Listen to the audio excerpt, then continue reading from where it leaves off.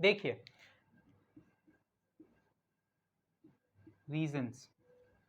Reasons में हम लोग सबसे पहला जो मेजर रीजन है, हम लोग इसमें बेसिकली फोकस करेंगे not on natural reasons. Natural reason तो मैंने बता दिया, it is associated with the rainfall and the climatic conditions of any particular area. But अभी हम लोग जो देखेंगे, the first reason for the water scarcity is the population. How population contributes to the water scarcity? Can you tell me? How population contributes to the water scarcity?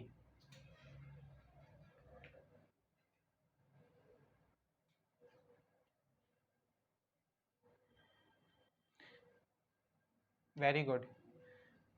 Very good. Very good.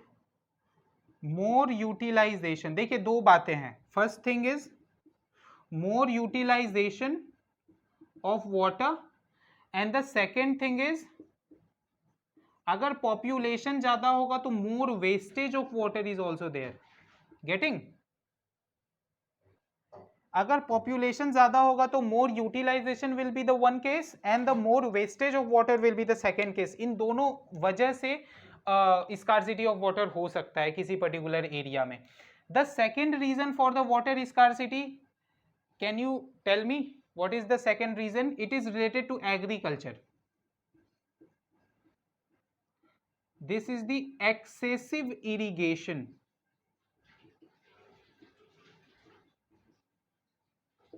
Excessive irrigation in agriculture is also one of the factors for the scarcity of water.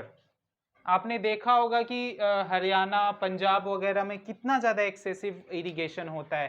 पहले उस समय जब अगर आपको याद होगा, green revolution के बारे में भी हमने क्लास 9th में कर रखा है, तो एक्सेसिव इरिगेशन में उन लोगों ने इतना ज़्यादा इरिगेट कर दिया अपने फील्ड को, इतना ज़्यादा इरिगेट कर दिया कि अब जो उनका जो फर्टिलिटी है दैट इज रिड्यूसिंग. स्टार्टिंग में तो उन्होंने HYV हाई यील्ड सीड्स जो होते थे उससे काफ़ी ज़्यादा प्रोडक्शन किया है, but due to excessive use of pesticide, fertilizer and these things and the excessive irrigation, now there the productivity is deteriorating day by day. ठीक है. So excessive irrigation is also one of the factor for the scarcity of water. ऐसे मतलब चला के छोड़ देते हैं tap को, मतलब हो रहा है, पानी भर रहा है, कोई मतलब नहीं है किसी फार्मर को. So these type of things happen also. ठीक है. अब इन सब चीज़ों पे कंट्रोल है वैसे उस एरिया में, but this is also one of the reasons. और कौन सा रीजन हो सकता है वाटर स्कार्सिटी का?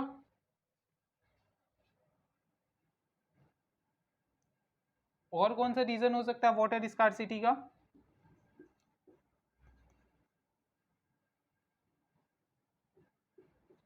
Human activities for human activities for deteriorating the water availability.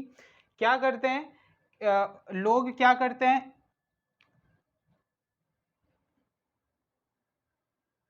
They pollute the water. Yes, that's the thing I am saying. Human activities also responsible. फिर काफ़ी सारे आपने देखा होगा इसमें, you can particularly mention or the things which are particularly noticeable is the some religious practices. काफ़ी ये भी आपको पता होगा कि रिलीजियस प्रैक्टिसेस में जैसे कि हम लोग करते हैं इमर्जिंग ऑफ आइडल्स. आपको है ना, आपको पता है ना इमर्जिंग?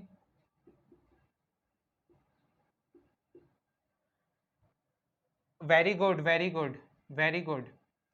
तो उसके लिए हम लोग एक चलिए इसी में लिख लेते हैं. नहीं, उसके लिए हम लोग ना एक और नई कैटेगरी बना लेते हैं. ये आपको समझ आ गया ह्यूमन एक्टिविटीज. इसमें पोल्यूशन भी आ जाएगा, इसको पोल्यूशन भी आप नोट डाउन कर सकती हैं. देखिए उसके बाद we are taking the third category is the urbanization and industrialization.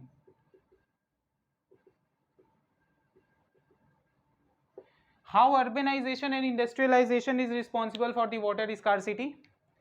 अगर urbanization होगा ज़्यादा से ज़्यादा बिल्डिंग्स बनेंगे, ज़्यादा से ज़्यादा इंफ्रास्ट्रक्चर का क्रिएशन होगा, इस वजह से वाटर भी बहुत ज़्यादा अमाउंट में चाहिए होता है इन सब एक्टिविटीज़ के लिए. तो that's why water scarcity can happen.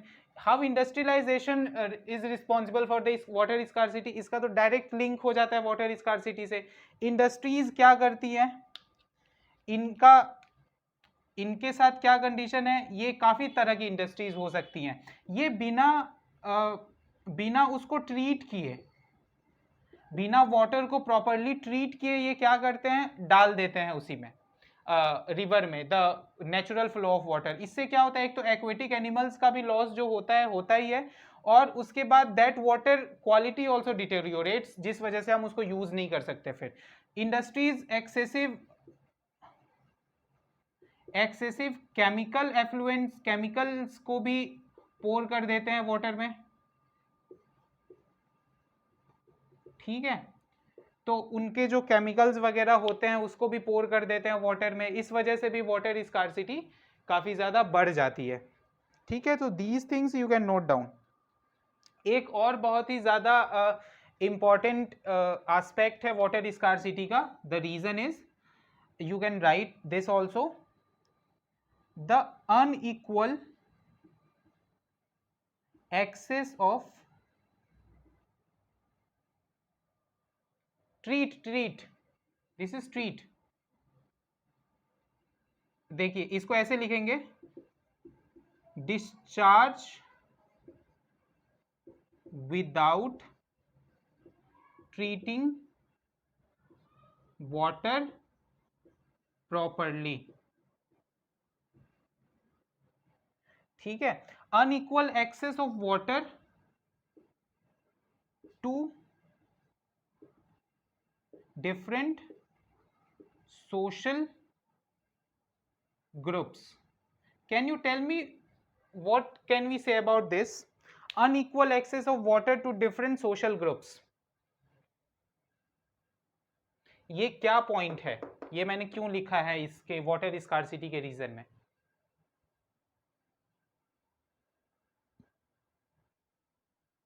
Tell me. ये पॉइंट, लास्ट वाली जो पॉइंट है, ये fifth point, this is first, second, third, fourth and fifth. Fifth point मैंने क्यों लिखा है वाटर स्कार्सिटी के रीजन में? देखिए, आप अभी इस चैप्टर में एक आपको पढ़ना है इस चैप्टर में. There is one case, Sabarmati basin agitation. Sabarmati basin agitation आपको पढ़ना है, जो कि वाटर डिस्प्यूट था, एक गुजरात में हुआ था. ये इसमें क्या हुआ था ना, कि जो गुजरात के जो साबरमती के अगल बगल, साबरमती रिवर के अगल बगल के जो लोग थे ना, इन्होंने क्या किया कि एक तो ड्रॉट आ गया गुजरात में, और ड्रॉट आने के बाद जो वहां का म्यूनिसिपल कॉर्पोरेशन वगैरह था, उन लोगों ने जो रिच पीपल थे उसको वाटर सप्लाई करना शुरू कर दिया, और विलेजेस को उन लोगों ने वाटर ही नहीं दिया. इस वजह से हुआ क्या कि अनइक्वल डिस्ट्रीब्यूशन ऑफ वाटर हुआ, और पूरे के पूरे विलेज, काफी सारे लोग उस समय मर गए थे, जिस वजह से उन्होंने एक एजिटेशन और एक बहुत बड़ा मूवमेंट स्टार्ट किया था, जिसको हम लोग बोलते हैं साबरमती बेसिन एजिटेशन. ठीक है, इसको मूवमेंट भी बोलते हैं. तो this all are the reasons, we can particularly mention these reasons for the scarcity of water. इसको जल्दी से नोट डाउन कीजिए.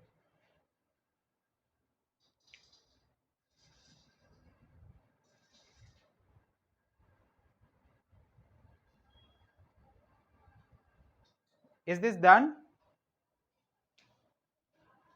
Okay. Okay, note it down.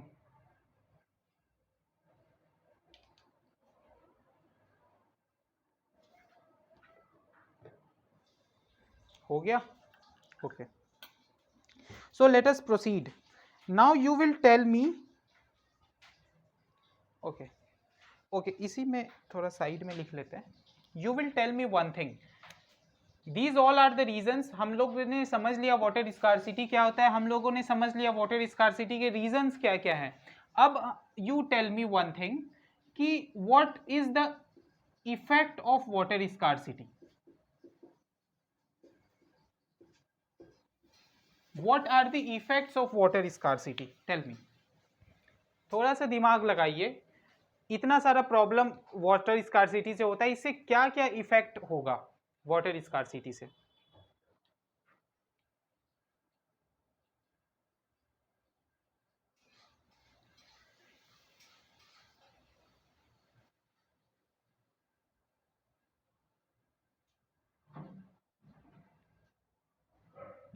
Tell me what are the effects of water scarcity? देखिए simple simple effects हैं.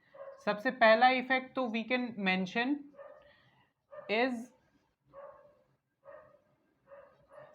It affects ground water level. देखिए क्या होगा अगर सपोज कीजिए किसी साल बारिश ही नहीं हुई, डेजर्टिफिकेशन वाली ड्रॉट समथिंग हो गया, तो क्या होगा जितने भी अंडरग्राउंड वाटर है मैक्सिमम एक्सट्रैक्शन किया जाएगा उस वाटर का. इससे पूरा अंडरग्राउंड वाटर का जो पूरा एक सिस्टम जो बना हुआ है वो डिस्टर्ब होगा. और अंडरग्राउंड वाटर का अगर सिस्टम डिस्टर्ब होता है तो उससे काफी सारे उसके कॉन्सिक्वेंशियल इफेक्ट्स हो सकते हैं. For example sorry, so for example वहाँ की क्लाइमेटिक चेंज में कुछ इफेक्ट हो सकता है, वहाँ का इकोलॉजिकल इम्बैलेंस हो सकता है वहाँ पर. Are you getting? So this affects ground water level. Second thing what it can, second thing what is the effect of it? Water scarcity से और क्या हो सकता है? Ecological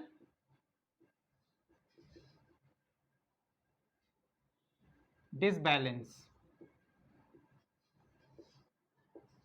ecological disbalance is also one of the effect of water scarcity. Third इससे क्या हो सकता है? ग्राउंड वाटर लेवल इसे डिटेरियोरेट, हाँ. और क्या हो सकता है इससे?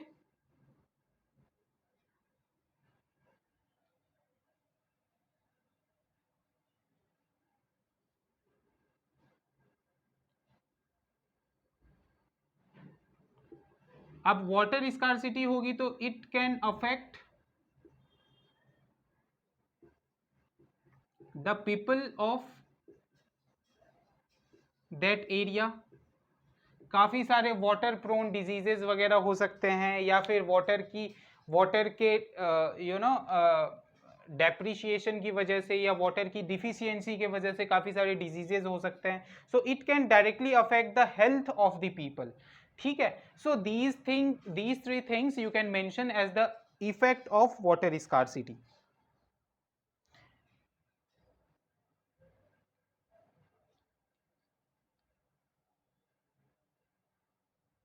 एक फोर्थ और लिख लीजिए यहाँ, availability of water can also be affected. Simple सी बात है, जब वाटर स्कार्सिटी है तो अवेलेबिलिटी ऑफ वाटर तो अफेक्ट होगा ही. Availability of water will be affected. ठीक है. So should I rub this one?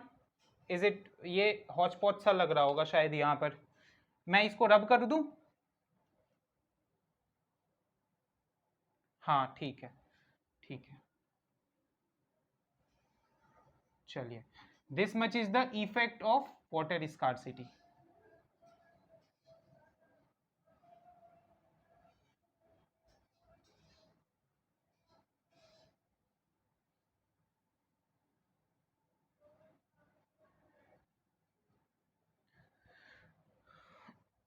Sabarmati case जो था, Sabarmati basin agitation, that you noted down और not? Okay, okay. This effect of water scarcity done. Okay.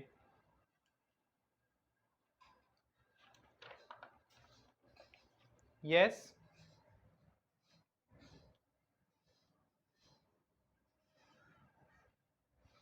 Wait a second. Okay, okay, okay, okay. Wait. So see, the first is first is it affects. Done. Okay.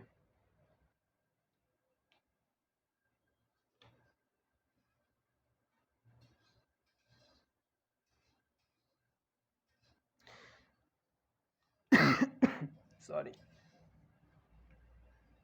Now we are under the water scarcity topic only.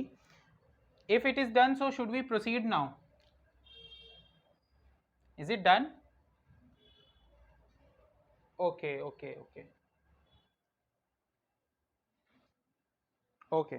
So see, under scarcity of water only, we have just discussed about the water pollution.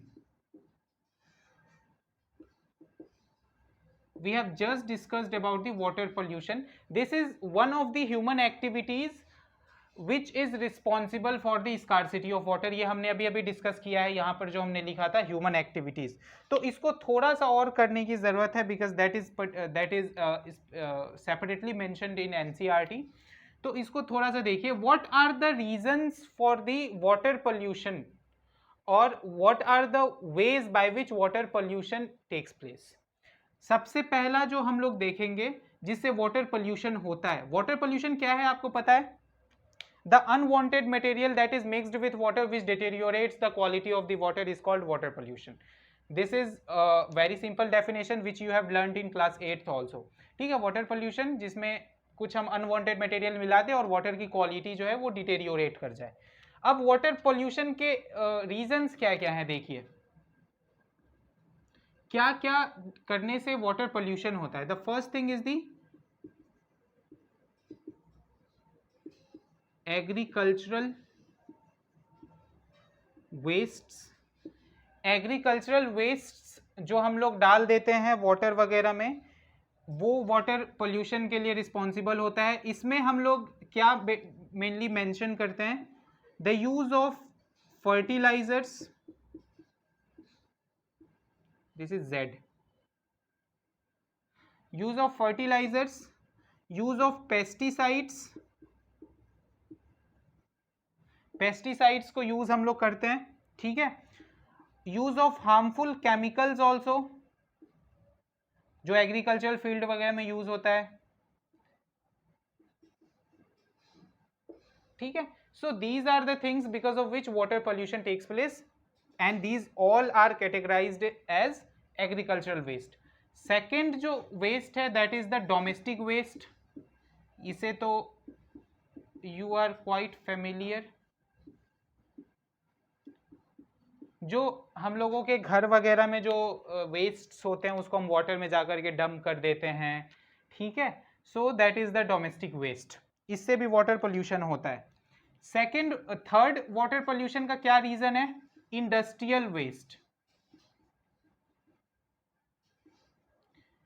Can you tell me what are the industrial wastes?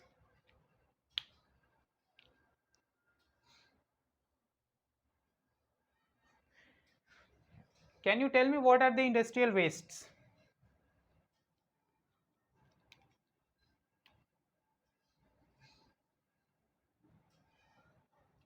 You can say the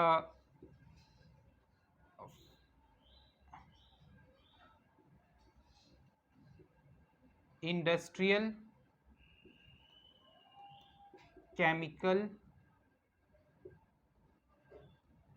remains deposition into water. ठीक है. देखिए steel power plant वगैरह में क्या होता है, water की काफ़ी ज़्यादा ज़रूरत होती है, तो वो लोग वाटर को लेते हैं और उसको बिना ट्रीट किए, उसमें केमिकल बहुत सारी चीज़ें मिली होती है, और उसको जा करके ना रिवर में मतलब पोर कर देते हैं. रिवर में एक चैनल के थ्रू उसको डाल देते हैं, उसको बिना ट्रीट किए. So that all are sorry are there in industrial waste. एक और इसकी कैटेगरी हम बना लेते हैं, that is human activities. Human activities की वजह से वाटर पोल्यूशन होता है. Should I rub this one effects? Should I rub this? Okay.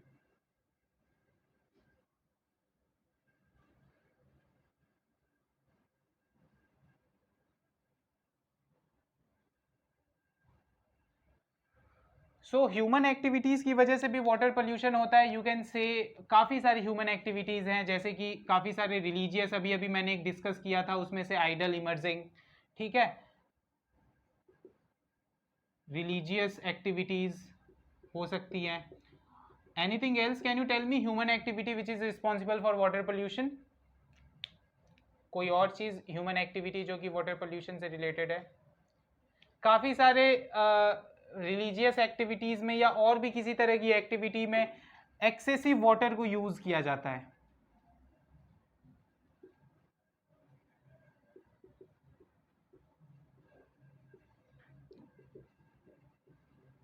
काफ़ी सारी एक्टिविटीज़ में एक्सेसिव वाटर को यूज़ किया जाता है. दैट इज़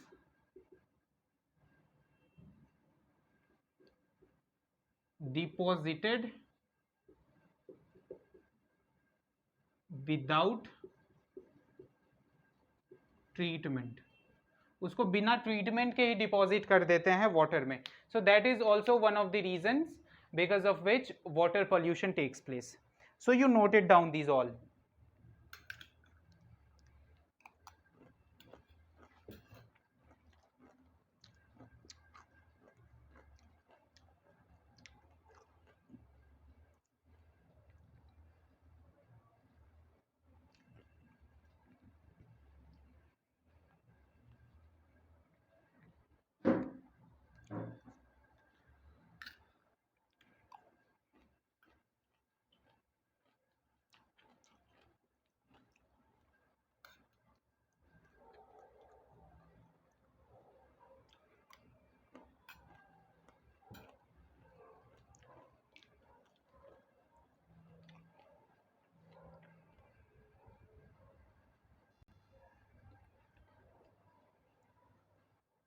ओके, तो इतना सारा तो हमारा प्रॉब्लम हो गया, ठीक है, कि water pollution, scarcity of water, this that. अब मेन मुद्दे पर आते हैं कि इतना सारा प्रॉब्लम है, तो अब हम इन सारे प्रॉब्लम को ठीक कैसे करें. How, what are the measures of water conservation और water management, that we are going to discuss now. The measures of water conservation.